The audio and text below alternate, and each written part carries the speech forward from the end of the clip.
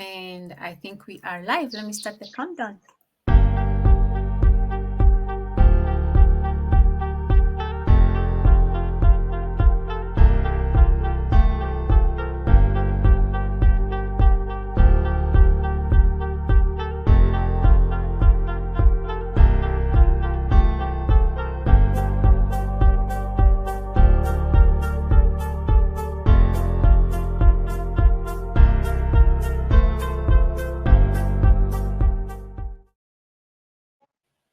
Alrighty, and we are live, Joshua. Hi, how are you?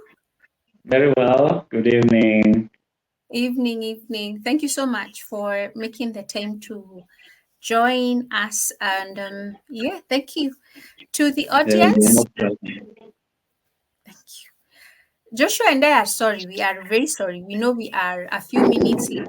We had a bit of technical issues, but they've now been resolved. Thank you for being patient with us and for joining us. So we'll jump right into it. Welcome to Safe Space. My name is Noeline Mumbi. I am the Safe Space host. I am a supply chain professional, but today I am showing up as the Safe Space host. Today I'm joined by Joshua Gitoho. Joshua is the CIPS Kenya branch chairman. He'll be speaking to us on networking, mentorship, and professional membership.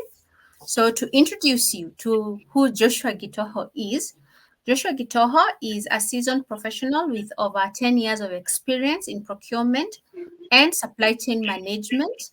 He currently serves as a purchasing buyer at Butter Shoe Kenya PLC and is the chairman of the CIPS Kenya branch.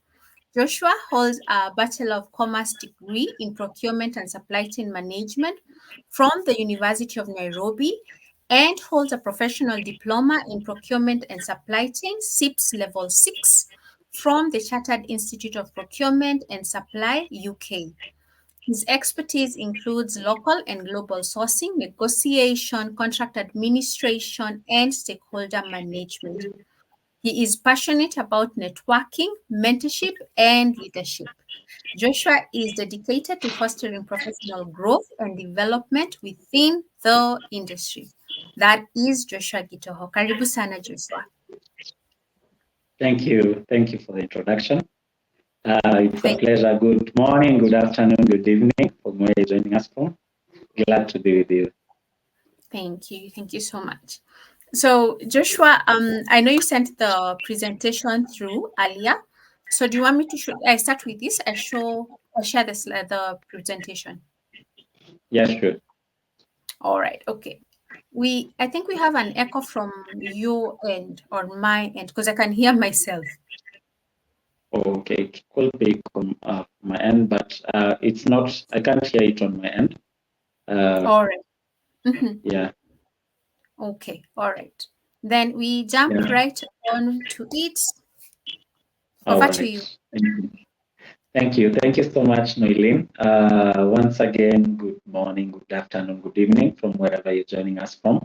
My name is Joshua Gitoho. As you've been told, I will be your speaker for the day, speaking on networking, mentorship, and professional membership. I'll be brief on my presentation because I want to hear more from what you like to know about us as CIPS, the professional body, what specific questions you have about networking and mentorship as well. So we can start with the presentation. So my first slide, I simply ask, what is networking? The definition I have put up is that it is a vital skill that comprises personal communication, relationship management, and professionalism as a means of building connections with others to help develop your career.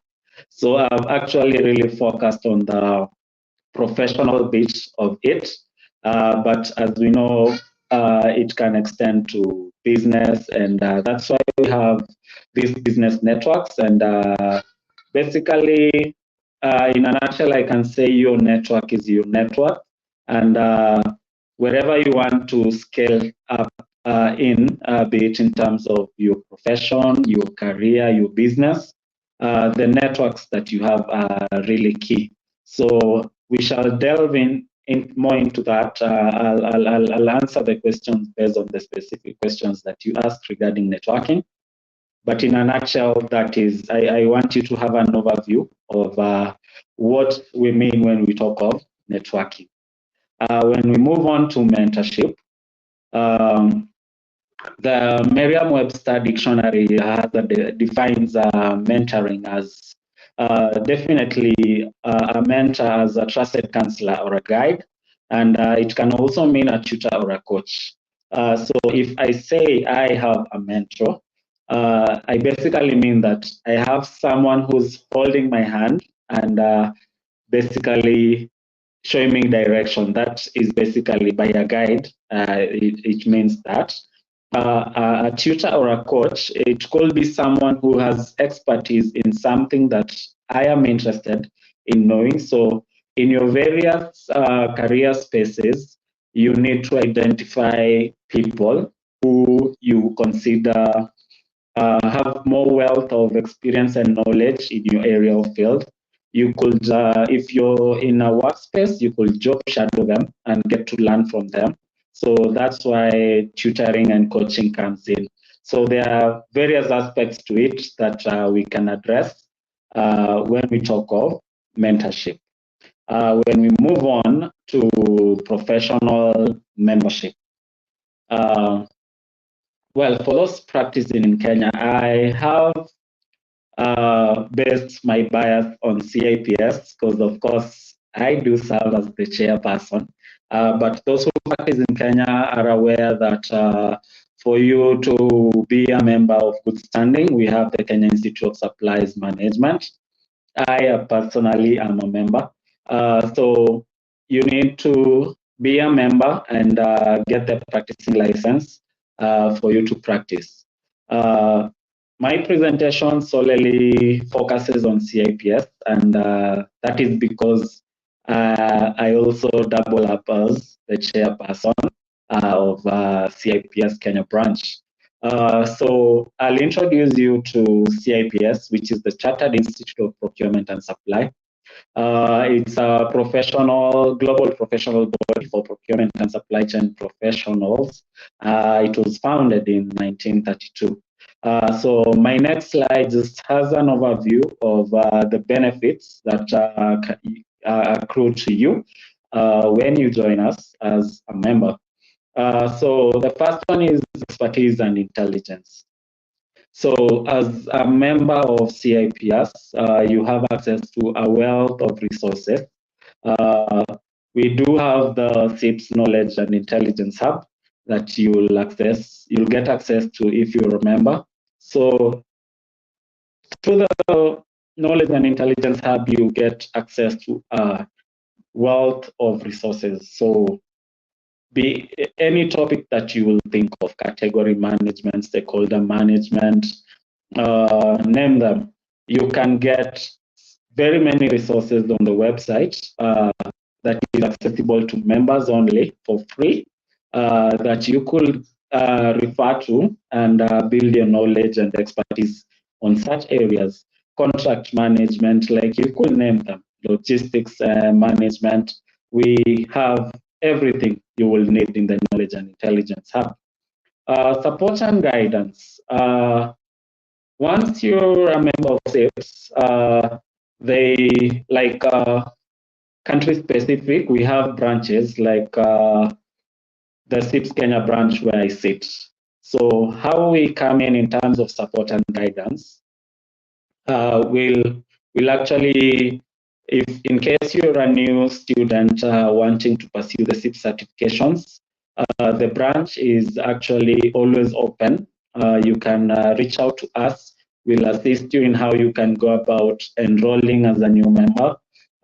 Booking for exams, we'll advise you once the examination bookings are open, and actually, if need be, we can take you through how to actually book for the exams. Everything is done online. So in case you have challenges navigating the website and in my CIPS, getting to book the exams and actually pay for them. It's something that we can easily sit down with you and help you through it. Career progression and success. As we all know, being an MCIPS, FCIPS puts you way ahead of the pack. So in case for career progression, we have if in case you're going through the exam route, we have the CIPS certifications. They start from level 2 to 6. But in case you have a diploma or a degree or even a master's or PhD in procurement and supply chain management, you're eligible to start from level 4. So we'll guide you how to register as a student member, and in case you want to go the exam route, and you can then book for the examinations starting from level 4. You're also entitled to exemptions in case you feel that this is a module that I sat for in maybe while pursuing my undergraduate, postgraduate, and you feel like you will not want to sit for it again.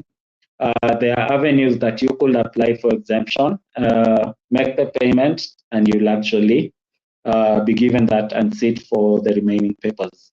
So in terms of career progression and success, first and foremost, being CIPS certified, like getting CIPS qualifications, you can be able to now be a global professional because you can apply for roles even globally, not only in Kenya. So in case I can say you find a role that you're interested in the UK, through the CIPS qualifications, you actually qualify to apply for such roles, and because it's recognized. For credibility and recognition, the same can apply. Having CIPS certifications or being MCIPS or FCIPS, it gives you credibility and recognition. I mean, there is a sense of pride that comes with introducing yourself. Like for me, I can say I'm Joshua Gitoho and I'm MCIPS. The benefits that come with that in terms of remuneration, once you're fully qualified and you're MCIPS, you can be able to have a higher bargaining power when bargaining for your salaries. And with your knowledge and wealth of experience, as I said, it's recognized globally. So you can be able to practice anywhere across the globe. In terms of community and connection, currently we have what we call there's a community that being a member exposes you to. What they recently did, you can actually interact. It's called CIPS Connect. You can interact there, get to network with industry peers like across the globe. Any procurement and supply chain professional who is a member of CIPS, you'll get them there. So if you're a student member, you'll get access to people who are FCIPS, who are fellows of the Chartered Institute of Procurement and Supply, and MCIPS, those who are full members. And they can be able to share knowledge on how they went about their qualification journey and all that. You can also be able to network with people who sit, like you see those people that you look up to, but then geographical location separates you two. So being a CIPS member, through the CIPS Connect, you can be able to get a hold of these people and actually interact with them. So on my next slides, I get now to introduce you to the branch and what we do. Stated there is the branch mission. Our mandate as a branch is to provide a local professional network. Our next mandate is to facilitate sharing of knowledge and best practice. So what do we mean by facilitated local sharing of knowledge and best practices? We do monthly webinars and we have roundtable meetings. We even go down to universities and talk to the students, get to know, take industry experts to them to address them on various topics of interest to them, and just explain, make them get a feel of what to expect once they come to the industry. They can also get to hear from the supply chain leaders the current skill set that is required, and be able to get to acquaint with themselves in advance with that, and actually get the required skills. For the professional network, we do organize networking sessions from time to time. So, like in this second half of the year, we shall be organizing some. We'll let you know through our social media pages, which we'll share with you at the end of this call. Our next mandate is to develop relationships between members and the branch. So from time to time, we get to interact with our members, get to know specifically what is it that they require us to do different. Like we get to hear their views and relay them to CIPS. What is it that they like done differently in order for them to feel like they're getting value for their money. We also promote representation, visibility, and engagement in the local areas. So, as I mentioned, we are the CIPS representatives locally. Any of the views that you relay to us to get it to them, we always do that joyfully. And we also ensure alignment with CIPS strategy. So any webinar, any physical event that you see us holding, we also ensure that it is aligned with the CIPS strategy. I believe the next slide should be how you'll reach out to us in case you will have to contact us. So I've included the CIPS website. The website has a wealth of information on how you can join, how you can be able to volunteer with us as a branch. And I've included also the Kenya branch email in case you like any specific questions that you would like to relate to us. Feel free to relate through that. You can also reach out to me individually through my LinkedIn handle. I forgot to include it on the slide, but it's Noelene will be doing that with you once we are done. So Noelene, at this juncture, I'll go straight to the questions that the members have.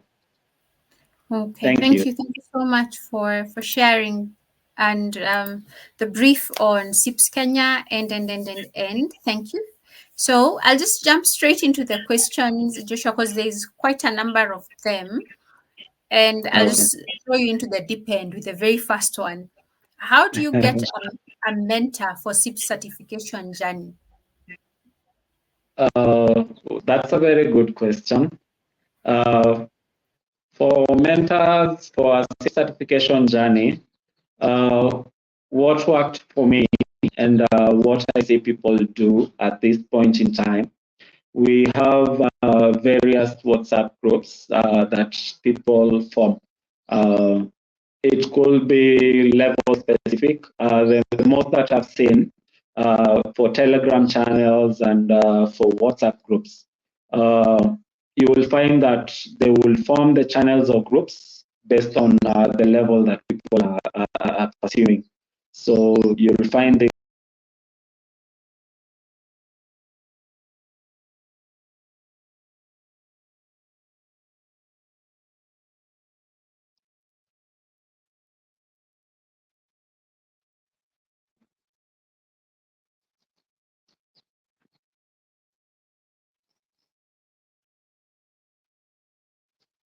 I don't know whether I'm online. So I was saying, Noelene, can you hear me?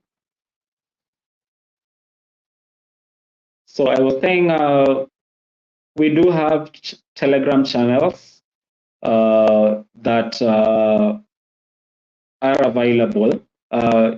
Once you're joining, whichever level that you are, let me know or let us know and we can be able to direct you to the right people that can add you. Like, we'll share the links for you to join the various channels.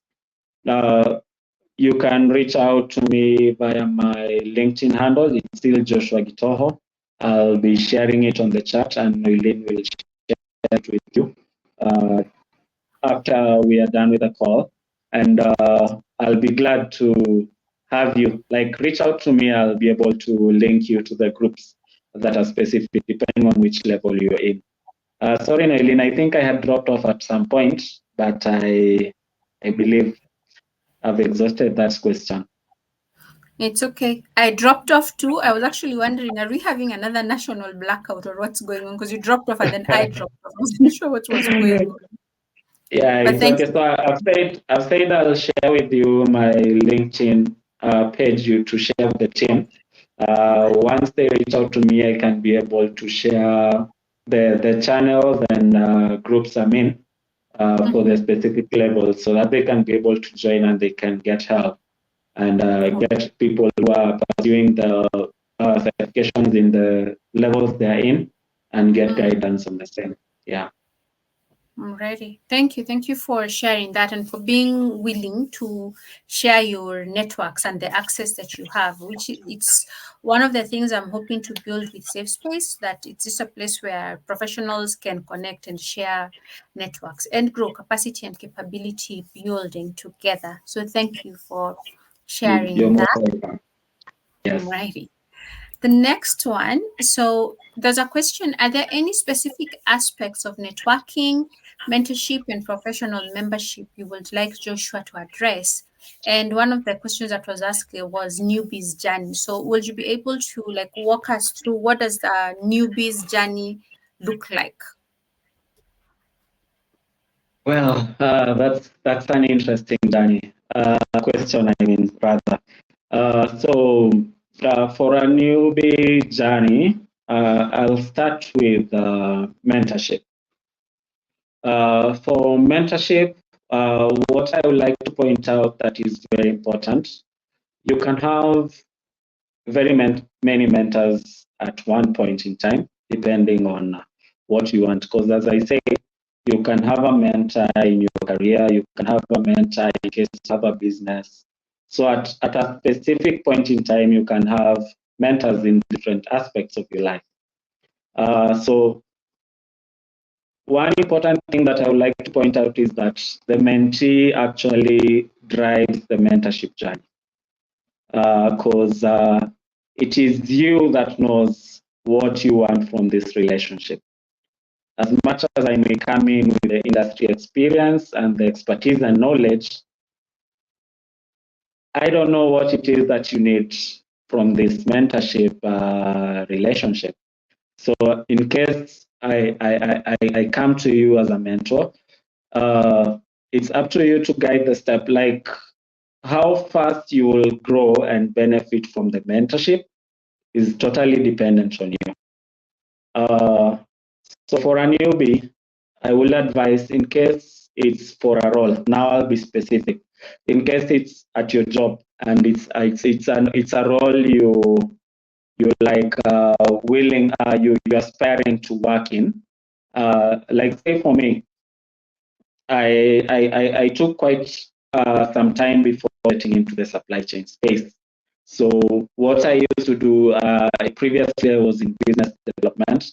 So what I used to do is shadow those who are in the supply chain space and get to learn what is it that we source for, what is it that we do as an organization in terms of procurement and supply chain management. So that curiosity led me to get actually contacts in the purchasing and supplies management department. And at least I got a feel of, in case I get an opportunity, what I'll be doing. So as much as I wasn't practicing, at least I got a feel of what goes on in that space. So why am I bringing out this point is because in the procurement and supply chain space, the major challenge has been getting entry-level roles in the supply chain space. currently there are very many universities offering the course. So you find that at every point in time, in case when there is the various graduations, just a percentage of us actually get into procurement and supply chain at that point in time. So what I'm trying to say is don't give up. If your passion is in procurement and supply chain management, don't give up. That point in time is when you can just shadow someone, get to understand what happens, and who knows, when an opening presents itself, you'll be the person that I'll think of. So for mentorship and in terms of your career space, that is what I would advise. Yes. For Thank you. professional memberships, yes. For professional memberships, for CIPS, in case you're planning to join as a student member, I already touched on that in my presentation. If you're practicing in Kenya, you need to join as a member of KSM for you to be a member of good standing. That way, it exposes you to the networks that can help you grow and advance your career. Right. Thank you. Thank you for sharing that. I think you're reiterating it and you're being very clear. This is the process that should be followed. Being a KISM Yes. member, being a CIPS member, how to be a CIPS member. The detail is very, very clear. Thank you for sharing that. After you've said that, I will just post Mhm. on the next question where someone asked, are we relying too much on connections instead of skills in today's job market? Uh, Actually, this is a very interesting topic. As I was pondering on it, I concluded that I will say yes and no. The reason why I will say yes is because you find that the notion out there is that if you don't have a godfather, you won't get a job, you won't thrive in the corporate sector. So we have that, I would say, myth or analogy. So you'll find that those who feel that they don't have those networks or a godfather, if I may put it, can actually give up and say that that career is not for them. So we've seen a lot of that and people giving up in case they feel that they don't have that person that can hold their hand and get them these opportunities. The reason why I'm saying no is because I've seen people who don't have these godfathers and godmothers, and they've actually tried. Like, you can create your own networks that can actually propel your growth career wise and business wise. So, skill sets, you cannot thrive without improving on your skill set. And actually, as time goes, the skill that you had yesterday is not relevant today. So you also always need to be upskilling. So as much as we feel that connections are important, there was over reliance on that connection. I can say there still is the people, but that can change. And we can create new networks that can propel our growth. We don't have to know someone for us to thrive, not only in the procurement and supply chain space, but in any space that you're in. You can create those networks and thrive. I like that you said that you can build, you can grow your own network.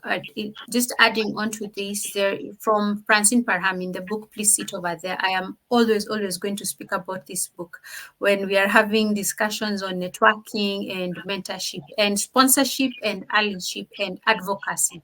All the five Mhm. of them, where Mhm. just like you're saying, networking and how you build your networks, you think about it kind of like building a house.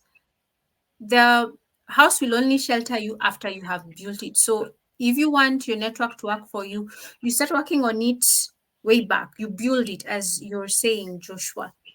Thank you. Thank you Yes. for sharing that. Follow-up question to this: do professional memberships, we are telling guys, join KISIM, join CIPS, join. Do these professional memberships really add value, or are they just status symbols? The joy of saying KISIM, FCIPS, MBA, whatever. Do they add value, or are they just status symbols? They do add a lot of value.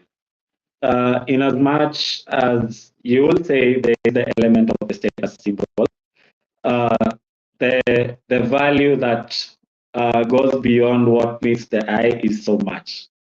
If I could go into what I mentioned about the benefits of being a CIPS member, if you can actually utilize the knowledge and intelligence hub correctly, uh, the, they keep updating the knowledge, and like you'll find white papers, you'll find like every other day there's something new to learn. With the advent of technology advancement, so AI and all that is captured there. So access to CIPS membership, I'll be biased to CIPS because that is what like mostly I personally benefit from as a member. As I mentioned in the CIPS Connect, you can be able to get access to people who, if you weren't a member, you wouldn't have gotten access to them. So as a CIPS member, it exposes you to such networks that can actually guide you. They can come in actually as mentors because they see that you share the same value. You're all CIPS members.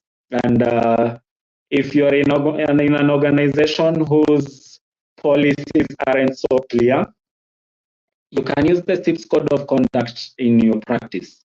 So these aren't just data symbols. There's so much value that you can get from professional memberships. That is so true. That is so true, Joshua, that you say that. And I feel that they are both value adding and status symbols, as you said, because at the end of the day, you went to class, you sat for an exam, you passed the exam, you invested your time, your money, your effort for you to get that accreditation. So why not? Like, recognize yourself, celebrate yourself, you earned it. So go for it. It's Sure, part of your status, it's part of your identity. That's what I think. sure. Just add on to Yeah. what you say. Sure. So they can be both, but there is value in There professional is, membership. I Yes. agree, there is a lot of it. More so like in some of the groups that we are in, Joshua, where we see people posting jobs and then a few weeks later somebody says, thank you for posting XYZ. It adds Sure. value. Like, if you are not a member, would you have ever seen it? No, you won't. Yeah, true. Yes. Next question. What does effective networking mean to you, and why is it important in today's professional landscape? I think you've And explained this a little bit. yeah, it's another very interesting question. Mm. Uh, Effective networking to me, I would say it's networking that adds value to you. So at the end of the day, as much as we may sugarcoat it, the question comes down to what is in it for me. So in case the additional networks aren't valuable to you, I will say they are not effective. So why is it important in today's professional landscape? Uh, the networks that you create and build are the same ones that will propel your career growth. In case, Noilin, I know you and you know who I am and what I can do. And in your organization, a vacancy comes up and you feel I'm a right fit for that role. You say it'll be easier for you, like it'll be easier for you to hire me because you know me in person and you know what I'm capable of doing, like what I bring to the table.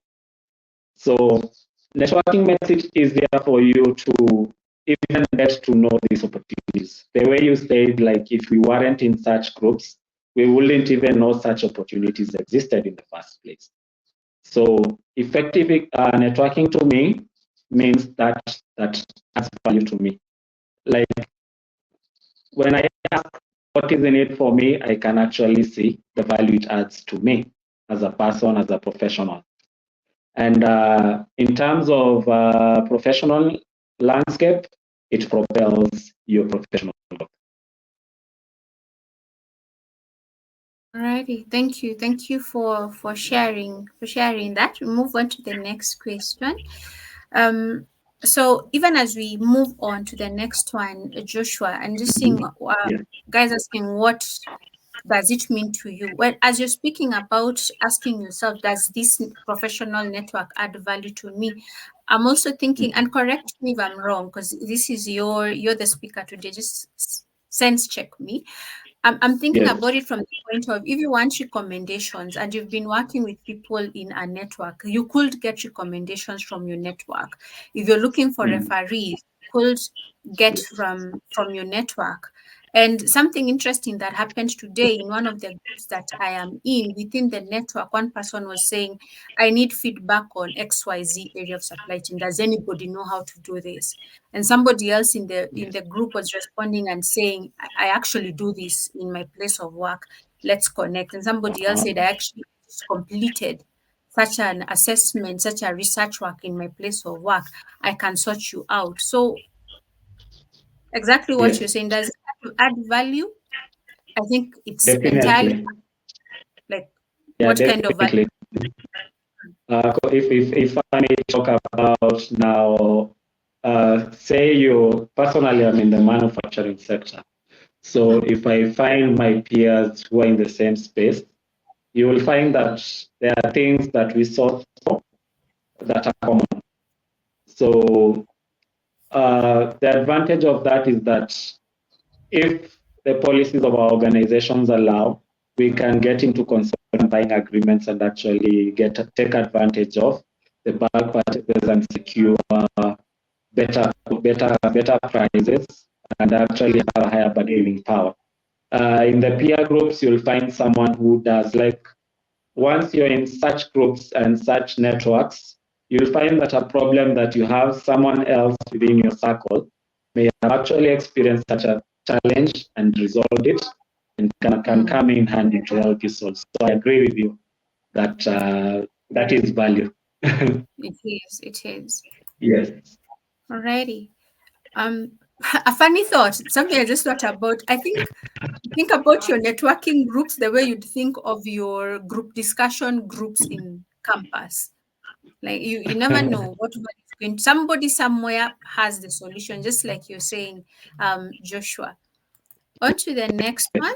What Yes. are common mistakes professionals make when networking, and how can they be avoided?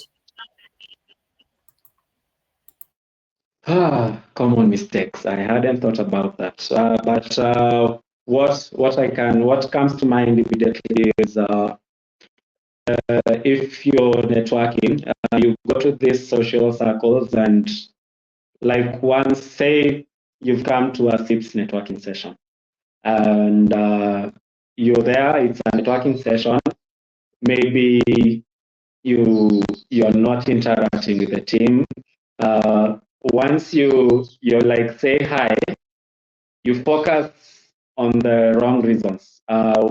Like, let me say, I'm trying to think of a perfect example that is wrong because I hadn't thought of the negative aspect of it. Uh,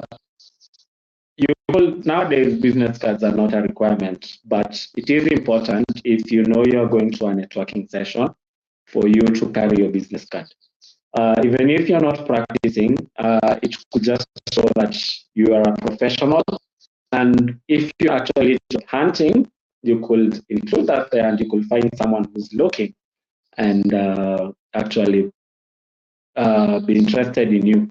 So you see that elevator pitch that we always told to master. I believe that's where most of us go wrong. Like you could be in a room with CEOs, and when you meet them, you don't like sell yourself as a professional, and they can't see value in adding you to their networks. So the common mistakes I will say is focusing on the wrong objectives once you're in a room full of people who can scale your professional growth. Like if you meet a CEO and they will love to know what you do, you can't really pinpoint what you do in summary. Like if I say, oh, hi, I'm Joshua Gitoho. I currently serve as a procurement and passing buyer at Batashu Kenya PLC and also double up as the chair. These are the skills that I bring on board. This is my areas of interest. That you can be able to see whether your interests align. And so one of the mistakes I can say is not aligning your interests with that of like if you're creating networks with people who have different interests from you, definitely that will take you away from what you want to achieve. And most of us is not having a clear defined goal. Maybe, well, it's not at every point in time that you have a clear goal, but at least be able to communicate. So I believe that miscommunication and getting to interact with people whose, I can say, goals or values don't align with yours. And so you can find that there'll be a disconnect at some point in time. Yeah, I think those are the ones we can point, but we can. Yeah. No, I hear you when you say misalignment and also lack of clarity on why are you networking. If I may just add on to what you're saying, as far as the elevator pitch goes, like I think we also all of us need to come into an awareness of I am not, you are not, we are not our job titles. Like you could be today, you are procurement manager. Tomorrow you're taken to risk management. The next day vendor management. When networking, our job titles are not what we voice. They are not what we identify with. We identify with what value are we adding. Just like you said earlier, when even you, when you're networking, you're asking yourself, what value is this network going to add to me? And the second thing I'd like to add to that, Joshua, even to in addition to what you'd said, is I think one of the common mistakes we make is we start networking when we have a need. Very common example is when you want or are looking for a new job, that's the time you want to start networking. That won't work. Guaranteed it won't work. And you have to, like you were saying, build the network, cultivate the network so that when the day of trouble comes, you can fall back, you can lean, and you can call in to the networks that you have built. Sure. Thank you for that Uh, addition. It's a really valid and strong one. Yeah. Thank you. Thank you. You are the one who is reminding me all these things. You're like a trigger. You speak and I'm like, oh yeah, look, that's true. Right. Next one. How do you approach networking at large events versus smaller, more intimate gatherings? Let me add my own twist to it, Joshua. Think about it from different personalities. You're an introvert, you want to network. It's a large event. How do you do it? Or you're an extrovert, you're sanguine, it's an intimate event, and your personality is bubbly and loud and all over the place. How do you do it? How do you balance? Also, in terms of personality.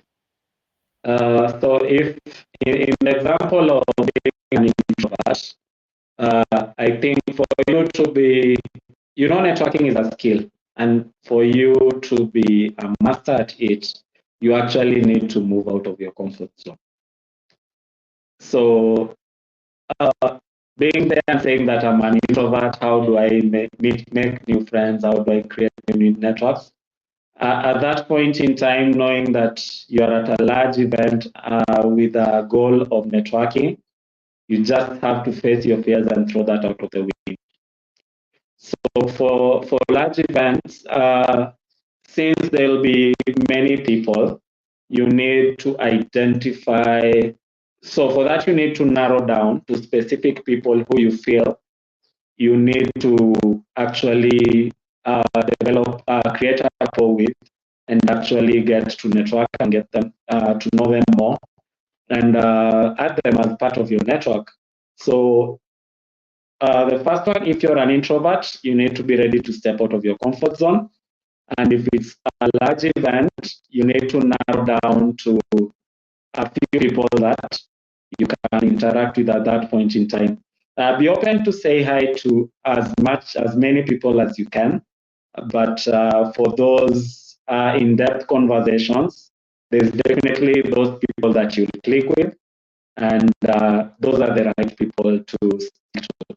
If it's a more intimate gathering, that's easier because then the number of people it's fewer people. So if you're an extrovert now, you need to control yourself so that you don't steal the show and look as if you want to outshine everyone.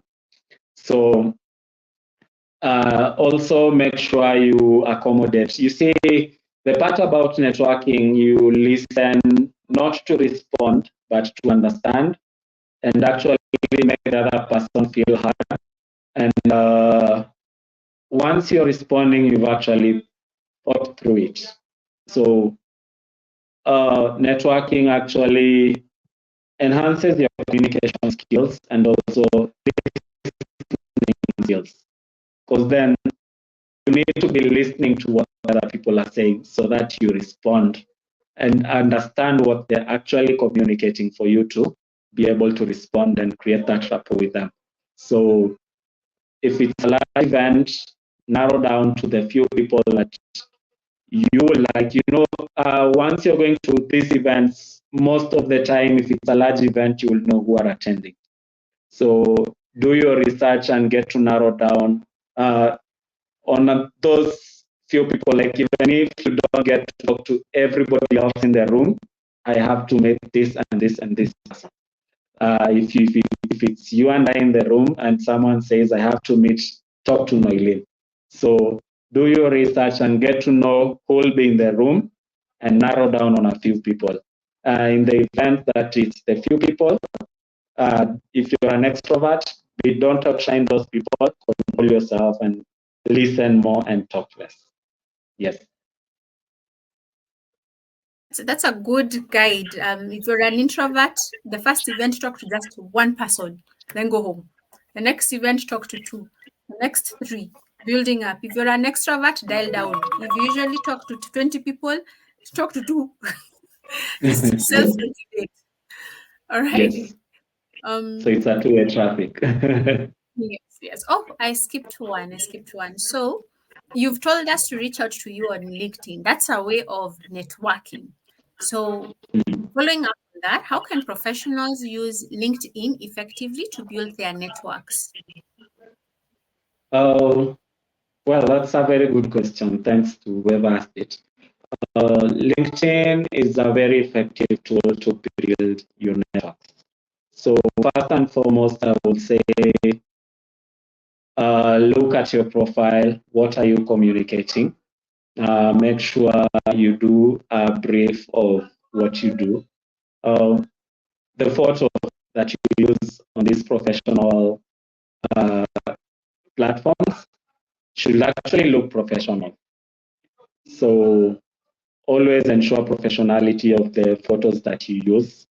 Uh, in terms of what you post, in case you're interested, like say you're a procurement professional, you can read articles and actually give us summaries of what it is that you learned from that. So use your handles to share knowledge of what you've learned. In case you've come out of a space like this, safe space like this, and you've learned something, give us a brief of what you've learned and let us know your takeaways. So share away, and always you see the good thing with spaces like LinkedIn. There is artificial intelligence that speaks based on your profile. Pick what it is that you do, like your area of specialization, and the suggestions of the people to connect to will be in line with your interests.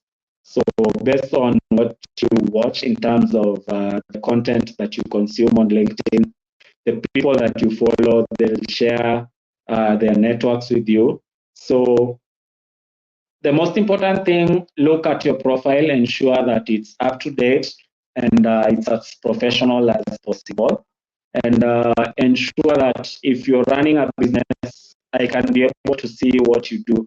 If you're a photographer, I need to get a link there with your portfolio. Like based on what you do, I think you also update your interests and all that. So be visible and speak. Posts about what you've learned in your space so that people can actually see the value of connecting with you. So that's what I will say in a nutshell. There's a lot more about LinkedIn that needs professionals, but that's how I will sum it up. We'll talk about LinkedIn building when we have Miss Modoni Njoroge joining us in the month of July. And you can also go back to our past sessions when we had Victoria Nyanzi with us to learn more about that. But Joshua, when we have you here, okay, you've told us we work on our LinkedIn profiles, we do all these wonderful things. Okay, we've done Yes. them, we got connections. Now the next hurdle becomes, what tips are there for maintaining and nurturing these online connections that we have formed? Uh, Thank you. That's another very good question. So for maintaining, you see what I've mentioned on what you post on your wall. So share with us what you learn, what new skills you've acquired. Let us know. That's how you nurture. Like LinkedIn, just like any other social media space, you have to know your audience and build it. So whatever content it is that you're sharing with us, it needs to whoever following you needs to identify with it and actually find value in having you as a connection. Uh, I always see you giving us various articles on various topics and telling us how we should continue building knowledge in various aspects of in supply chain and Six Sigma and all that. So that's value I'm getting for your page. So I would say in a nutshell, that's how you can nurture and maintain your online connections. Once in the event that you're going into the LinkedIn inbox of somebody, also be as professional as possible. Use professional language and communicate what it is that you like from them. If in case you would like them to be your mentor, uh, let them know early in advance. Like be specific, like I would say precise to the point, and don't engage them for too long without them knowing why you're in their space. So also be as professional as possible when engaging them in their inbox. Thank you. Thank you for sharing that. Now we take a turn back to mentorship, and this one is directed towards you. How has having a mentor influenced your career development? Uh, I would say it has influenced a lot. Back when I was in campus, I actually met my mentor online in a WhatsApp group. If for those who follow me on my page, you see me tagging one Mr. Harry a lot.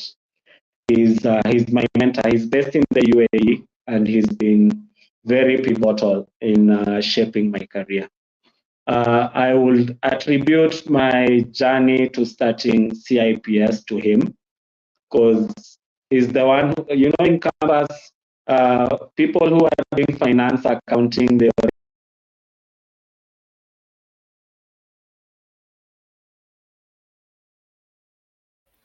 All right, we have lost Joshua temporarily, so I will try to answer this before he joins us. How has having a mentor influenced your career development? I've had a number of them on different things. First of all, what I need to mention is the awareness that all your solutions, as far as mentorship is concerned, cannot rest with only one mentor. You will need to find out Which are your Uh, areas of improvement? Oh, hi. I started responding. Thank you. Let Sorry. me just wrap up and then hand it back to you. Is that okay? Sorry, sorry. Okay, sorry. Yeah, yeah, So, what was I saying? Oh yeah, I have multiple mentors, and this is something that I was taught by a mentor, that you cannot have one mentor for all your areas of development and all your areas of growth. And this is the reason why taking these self assessments like the leadership circle assessment, the 360 degrees assessment, the personality profile, Haman brain, and then there's a bunch of them that are available online is important, because when you take them, then you're able to identify, this is the place where I need to improve. What do I do? Who do I reach out to? This is a place where I am okay. I keep on doing what it is that I have been doing. Now I hand it back to Joshua, our guest speaker. thank you. Thank you. My internet had broken for a minute. Yeah, so I was saying I will attribute my career development a lot to my mentor. I'm glad that you mentioned that just as I had alluded to at the beginning, like you can have more than one mentor at at some point. Like anytime in your life, don't rely on one mentor, depending on the various aspects. So, since this question is specific to career development, my mentor actually uh, propelled my decision to taking CIPS certifications, and I've actually grown, and actually even getting into procurement and supply chain space. He's the one who advised me to shadow someone in the procurement department, and I did that, and here I am today practicing as a buyer. So it's very important to have a mentor for career development. So, thank you for sharing the impact that your mentor has had on you, which kind of builds the case for our next Yeah. question, which is, what are the qualities I should look for in a mentor? What were you looking for when you reached out to this individual? If we could use it as a guide. On the Well, spot. uh, it's a tough one because there is no one size fits all answer. But what I will point out is ensure that compatibility. So for your mentorship to be successful, you need to have that compatible relationship. Like first of all, they need to agree. Like it should be expressed that this is a mentorship agreement you're getting into. You know, nowadays you find that you've not had this express agreement, like agreeing that this is actually a mentorship arrangement. So the qualities I will say, uh, and I say leadership, because you see, a mentor is a guide, is a teacher, is a basically everything wrapped in one. Because they're sharing their expert knowledge with you. So I will say someone who can be able to transfer those skills that they have to you, someone who can be able to lead and guide you. It needs a lot of patience because at times the mentees you'll get to a point that you'll feel they are not moving at the pace you will want them to. So you need someone who's patient with you and can actually accommodate the pace at which you are actually growing in your mentorship. You need someone who's a good communicator that can actually communicate well to you and feel that you understand and get to grow. So those are some of the qualities I will pinpoint. Okay, alrighty. Now we turn again back to professional memberships, and I'll ask, moving away from the mentor conversation to membership conversation on. So, like for example, you and I know we are already in PSAM, you're in CIPS, I'm in PMI, I'm in multiple others.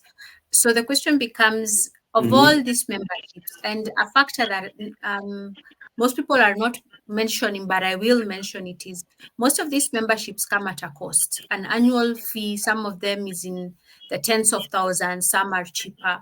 So the question becomes, how does one evaluate whether a membership is worth the investment? I have one that costs almost 40,000 per annum and another one that costs 4,000. How do you evaluate? Yeah. So, well, at first, I would like to point out that defining worth and value for investment is very subjective. Mm-hmm. So, it will vary with different people. So, what I will advise, since you know what you want from to achieve your goal in life in terms of your career growth and your career journey, get to define your goals and objectives. That will guide. So, say I'm in the procurement and supply chain space, and I've been practicing as a buyer and procurement professional, and I feel I need to expand my knowledge into logistics. So, what avenues are available to me in order to be able to create networks in that space, gain knowledge in that space? So CILT comes to mind. If I want to grow and be marketable, I need to maybe pursue professional certification in the logistics space. I need to get networks in the logistics space because supply chain is wide. In response to the question, I will say this is all dependent on what you as a person would like to achieve, and for you to be able to stand out in whatever it is, whatever goal you want to achieve, you just need to make that investment in terms of getting into those professional membership bodies that will give you access to the industry experts in that space, and also getting those certifications that will improve your knowledge of wealth and expertise. Alrighty, thank you. Thank you for sharing that. More so for those of us with very many professional memberships. Last question, in lieu of time, Yes. back to you. Can you provide examples of how this one is yours, Joshua? How being active in a professional association has benefited you or someone you know? Real life Uh, examples. yes, I can actually use myself as an example. Mhm. Uh, when I was pursuing my CIPS certification, I used to take part in the CIPS branch events. So whether they were physical, whether they were virtual, I made a point to create time and actually attend. So when time came and the term for the previous committee members had ended, when we fronted our names as expressing interests to fill up the roles that they were vacating, the members who are vacating actually knew us personally, and that is how some of us are sitting in the positions that we are at this point in time.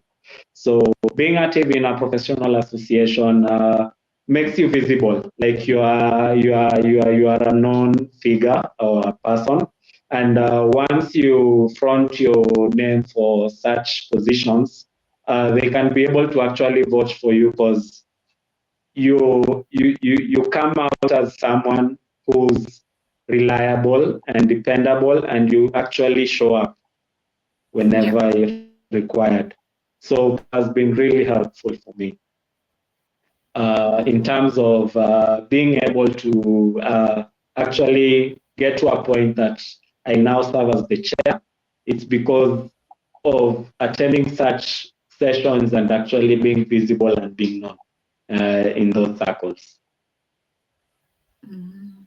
Thank you. Thank you for sharing that. And I like the fact that you started off by showing or demonstrating and taking us back to the fact that you actually gave into CIPS Kenya and built your network in CIPS Kenya before you started gaining or how do you say benefiting from the professional association that you had made. Thank you for Sure. sharing real life example of your own You're most experience. welcome. Thank All you. right. So we are well over time. Thank you so much for giving us an extra 17 minutes of your time, Joshua. And thank you so much You're most for welcome. joining today. We appreciate it. Mhm. Thank you, thank you, thank you. We have You're come welcome. to the end. Thank you for having me. Thank you. Thank you so much. We'll invite you again and again. So please do accept our invite when it's Feel extended. free. Feel free. Thank you. Thank you. All righty. Thank you, everyone. Thank you, Joshua. Have a fantastic balance of day. It's actually more evening than day. And yeah, see you next week. The events calendar is somewhere in my events list on LinkedIn, and then I will share Joshua's LinkedIn profile so you can reach out to him directly. I will share. What else was I supposed to share, Joshua? That's it, eh? We'll also share the CIPS Kenya branch. We do have a group, a LinkedIn group, where we share most of the Yeah. events and any communication we have. And also on my personal wall, I do share a lot of our events as and when they are happening. So Mm. once you're there, we'll be able to introduce you. You can be able to also see the other team members. In my presentation, since today was not our day as a branch, I didn't include the rest of the members of the branch, but during our CIPS Kenya branch events, we'll be able to introduce you to the team. Thank you, Noelin. Let me know so Enjoy I your can also evening. post on my LinkedIn and help you create awareness of it. No worries. I'll give you that information and you can be able to share. Thank you. Thank you so much to everyone who You're has welcome. joined us. Thank you for making the time. To anyone catching this recording afterwards, thank you for watching through to the 67th minute. Have a good balance of day, fantastic week ahead. See you next week. Bye. Bye.